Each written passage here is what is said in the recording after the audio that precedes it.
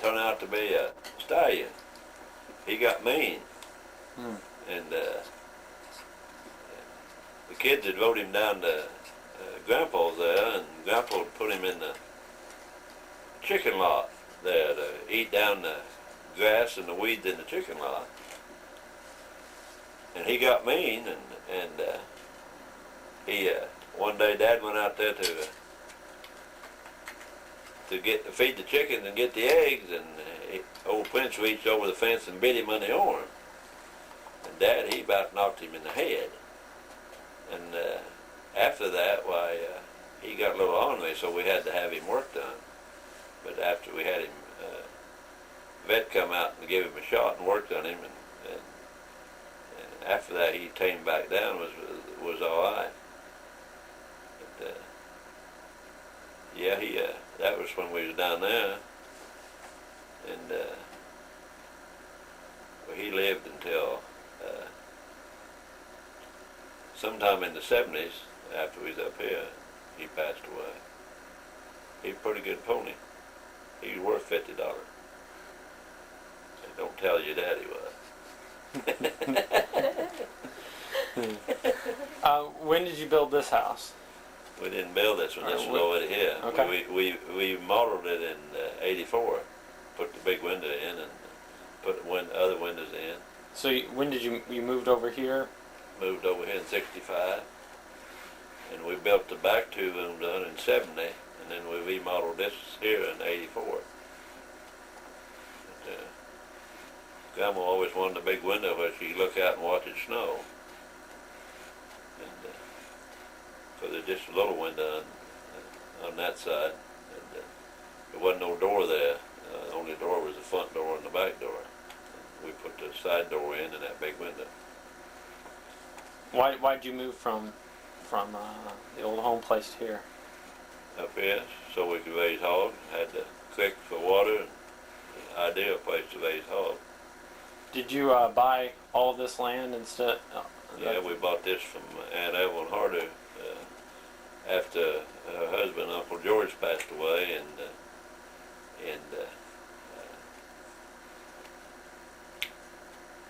65 in the summer, he went out to do his chores and passed away out here by the silo, and she couldn't find him.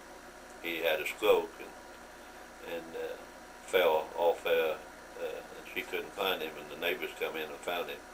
Took him to the hospital, and he lived till about 10, 11 o'clock at night. And then she lived here until the next summer, the next spring, and then we bought it in the fall of '95, and then we moved up here in not '95, '65, and we moved up here in '66.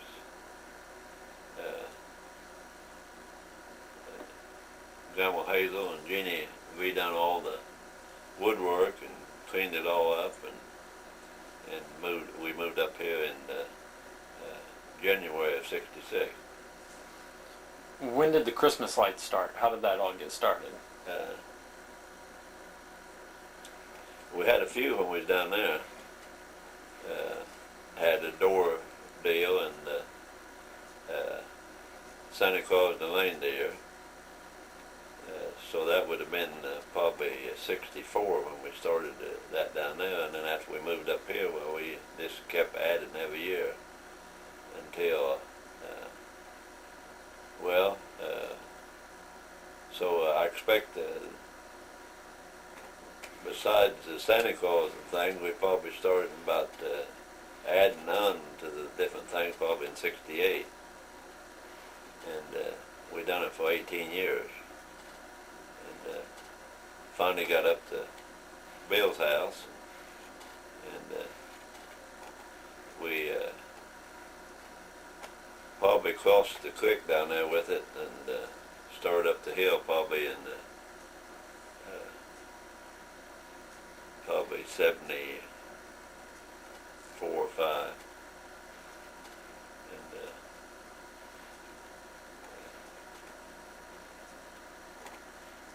done it for 18 years. I said like that before, but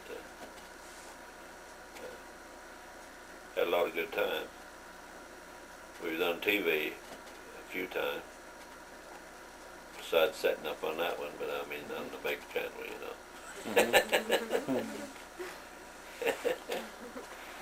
know.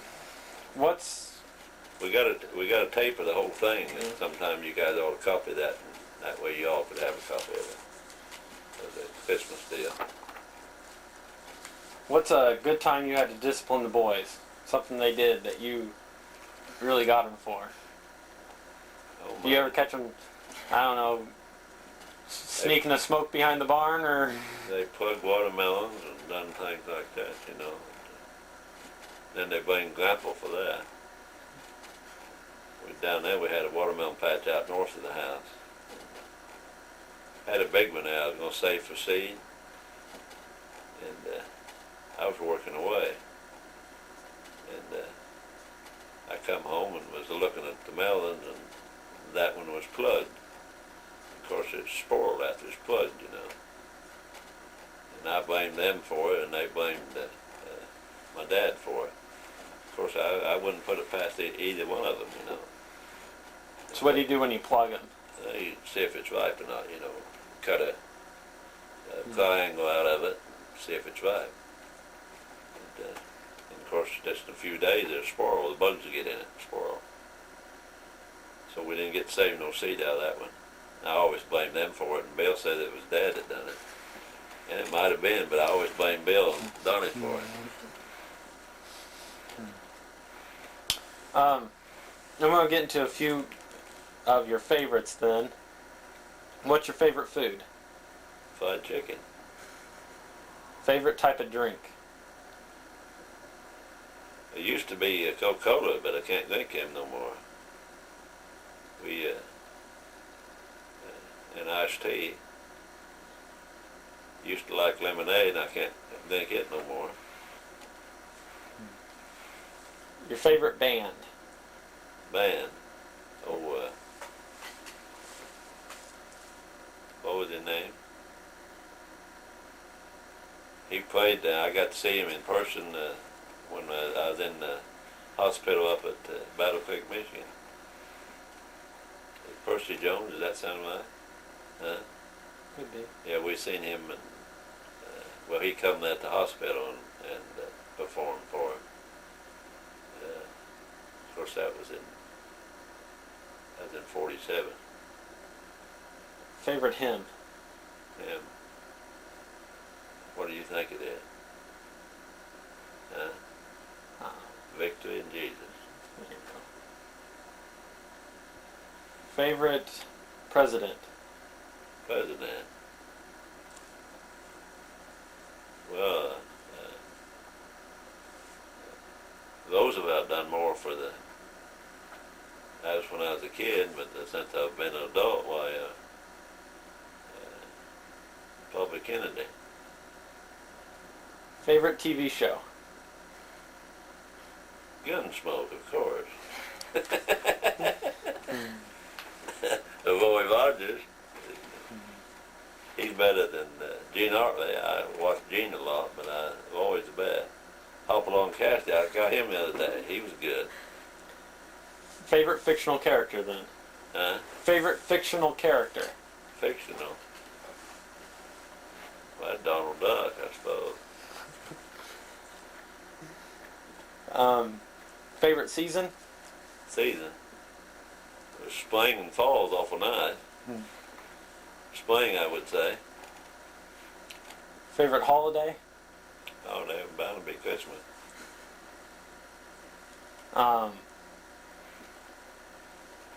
If you could change or make any law, what would it be? Be what? If you could change or make any type of law, what would it be? What would it be?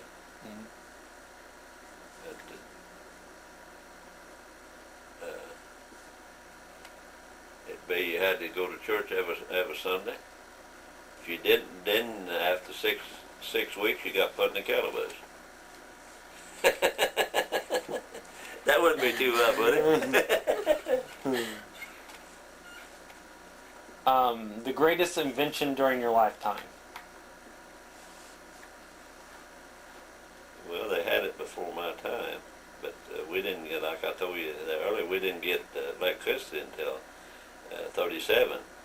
I was 10 years old.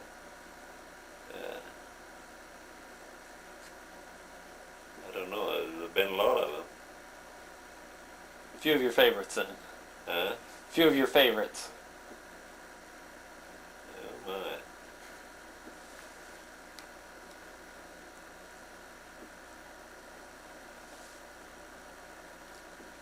I reckon from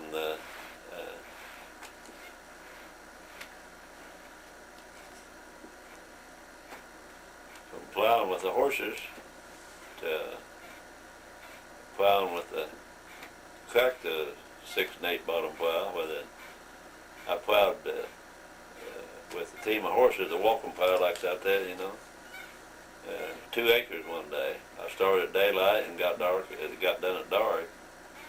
And Dad said, "Boy, that's quite a achievement to plow 2 acres with a walking plow." But it was a cool day and didn't have to let the horses rest. But now you can plow up to 100 acres in a day. The improvement, well, I've had the privilege of living a life of more improvement in farm field than anything else. Main difference between life now and life back when maybe you were in your 20s. What would you say the main difference is? The main difference is? The way people think, or the way people are, or the way society is? The main difference is back then when I was growing up, people help one another and concern for one another. Anymore we don't have that. Not a whole lot of compassion out there anymore. When you get right down to it. It's kind of like dog eat dog, Back then, if neighbor had a problem, or somebody come along and had a problem, and you helped them with it. And that's the way it ought to be. But it's not like that no more. If you could do something if you could have done something different during your life, what would it be, or change something? Change something? If I could do something different? Do something over. Well, I don't know.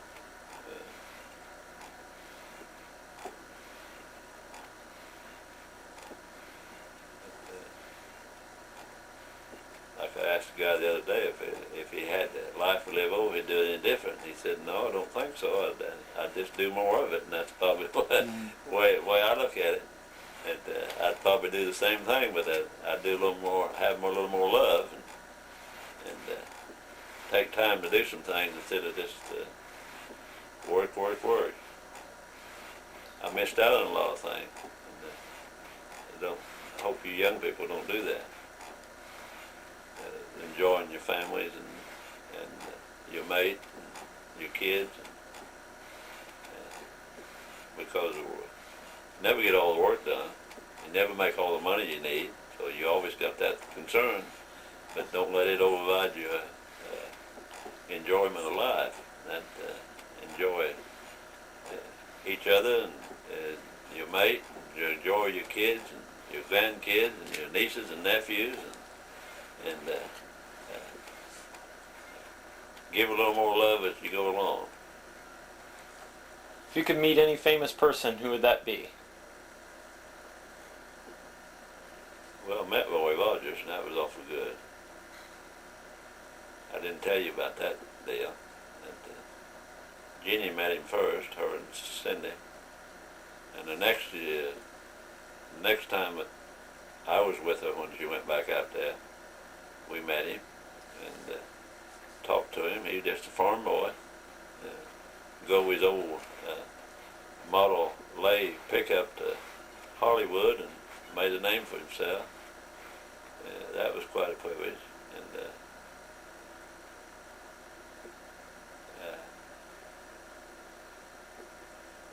was he the one that remembered her from the last time? Yeah. Yeah, he remembered Jeannie. she told him she was a hog farmer, and he said, well, he raised a hog when he's in 4-H. And the next time we went,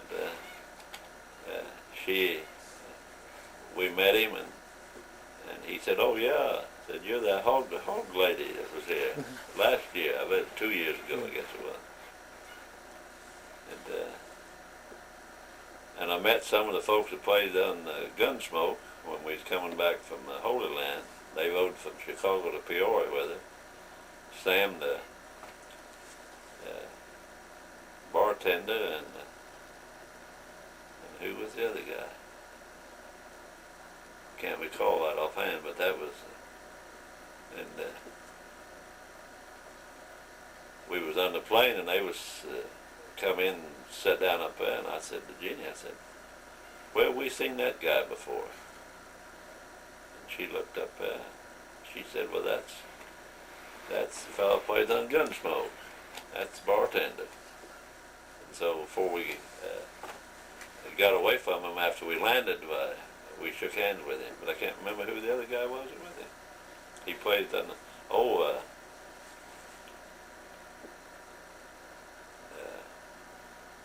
goodness sake.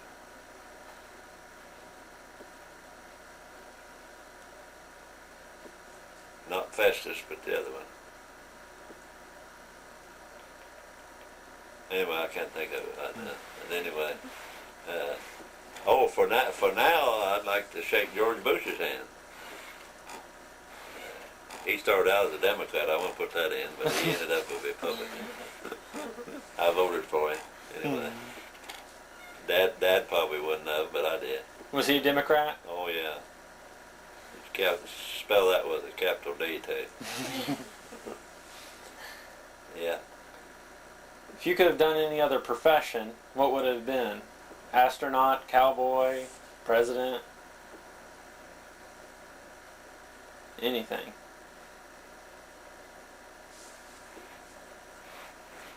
I don't know.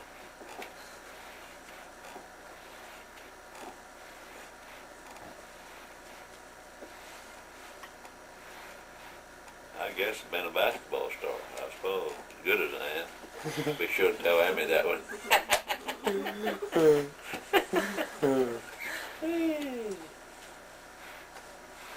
I always told Amy I was better than she was. What,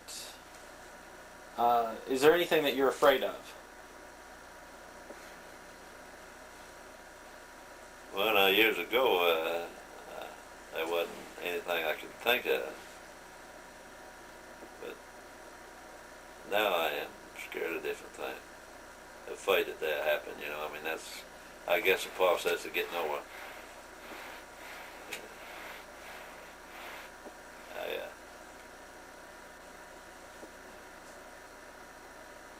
Well, used to when the devil 4 day would ever get me. I don't know. Not afraid of the dark. I just afraid of what might come out of it.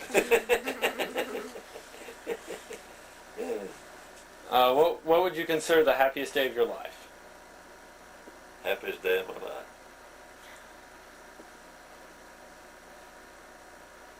I guess when the good Lord gave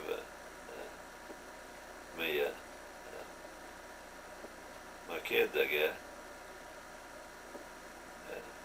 Linda now come along, and there hadn't been a girl in the Lusk family for 40 years. Mom didn't have no girls, and I didn't have no sisters. And God gave us a little girl. And then when your dad was born, why, I named him Junior because, man, I was proud that I had a son and I could name him after me. And I come from the hospital and bought a watermelon and took down to Dad and Mom, and we rejoiced and ate that watermelon because God had given me a son. And then that Willie Bumper come along, and I had 2 sons. And then when Cindy come along, I had my brown-eyed girl. Linda was blue-eyed, And I always told Jenny, I said, "Honey, if we ever have another girl, I hope she has brown eyes like you." And sure enough, she did have. That was my wedding day, and those 4 children. Couldn't be any happier. What's your favorite color? Red. Red? Yeah. And then get along with all you grandkids. Like I told your dad and Bill, that if I knew that the grandkids was going to be so grand, that I would have started with them first. And they didn't like that too well. They said, "Well, we like that."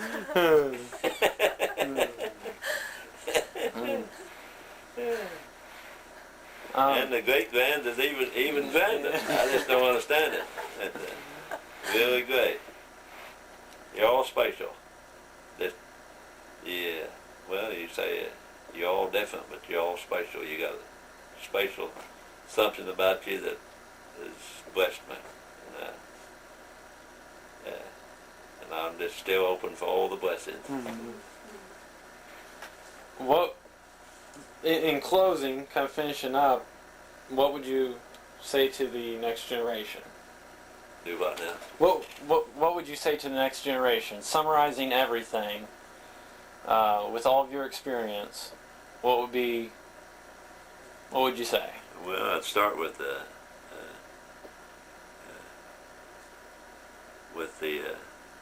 privilege of going to school to pay attention instead of goofing off like I did, and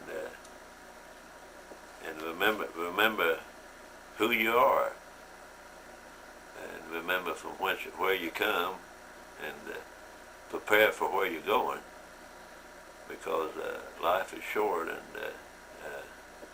but eternity is forever, and to spread a lot of love and enjoy those that you're around, and never slack on showing love. Oh yeah, there'd be times when everybody get aggravated, but as the scripture says, don't let the sun go down upon your wrath. Always just let God love fool you, and that's the only way that you can, is knowing God and letting God's love and your love flow through you as you love God and love those around about you. And that's so needful. And always remember that no matter what circumstance you're in, it could be worse, but it will get better. And that's it's happened several times when different things down through life that we faced, and we went through, and wasn't exactly the way we wanted it, but that's God's will, and we need to always understand to accept that as we live our life. And another thing that Daniel Lusk used to say, and no matter what happened, and Grandma, my girlfriend, I always admired her because she always, no matter from the time I was little until the time that she left and went to heaven, she would always write us a letter on our birthday, and she'd always put a little token in it, and never amount to a whole lot, but it was just a little bit. She showed her love, and she'd always share with us to love one another. And Grandma Lusk used to share there's no matter who you are or where you've been, said there's a little bit of good and a little bit of bad in all of us. But if you ask God for strength and help, the good will outdo the bad, and it'll be a blessing. And a lot of, I think of that a lot on different things that happens in our life. And a lot of people, you know, see people that falls off in a ditch, and people condemn them and say, well, they don't amount to nothing. But that person is an individual, and God has loved it and give it a soul and give it life, and that's the way with all of us. And for us to, and a lot of times it's hard to do that, but I found it in turn that if you can do it, God will help you do it. And because love, God is love, and love is what motivates the whole world. Our physical love for the mate that we choose, and our physical love for our kids and our grandkids, and even for our neighbors and friends. It's all different love. And that's what's so good. God's made us in His image, and He bestows His love in us if we just let it come out and live with it. That's what's so good. Like a fellow said the other day, said, well, you never experienced that. And I said, well, no, not that sort of problem. But I've experienced a lot of things that maybe you haven't experienced. And God's given us the love and the ability to go ahead and overcome it. And that's, you got to depend on it. And got to live it. Just like playing ball, you want to do your best. And that's the way of life. No matter what happens, what comes before us, or we are involved in problems and things, but with God's help we can overcome it. And after down the road you can see, well, where that problem was. Well, God worked in your life and made that problem go away and overcome it, and you was better because of it. And but love is the key, and we've a lot of people getting away from it. Just, well, I'll get this and get that, and I'm not worried about those, and that's the reason the world's in the shape it's in. But,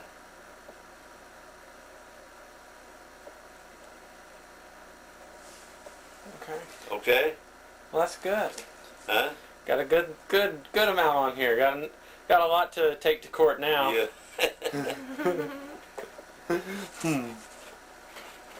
He asked me the question a while ago what me and Jenny had done that we never told nobody. And I said, oh my, it'd take a whole book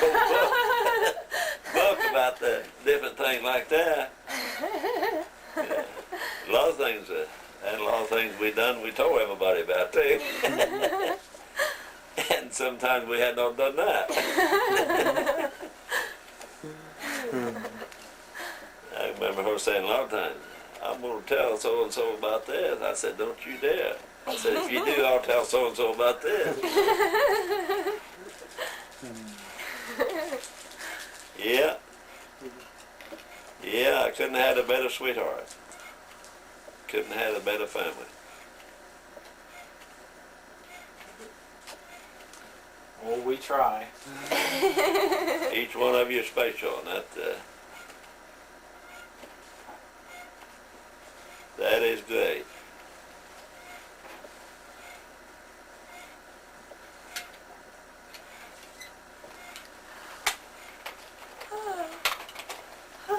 Yeah, I better go turn that water off. Be pumped the well back.